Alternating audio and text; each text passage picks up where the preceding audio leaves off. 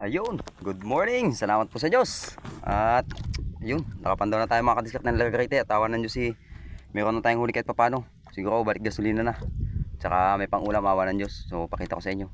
At meron tayong huli siyempre sa labay, kahit konti lang. O yan ang huli natin mga kadiskarte.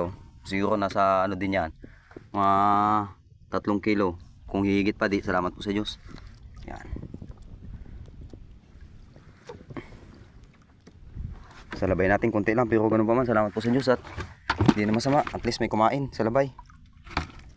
Yun, uwi na mga kadiskarte. Let's go. Ikaw ang katulong.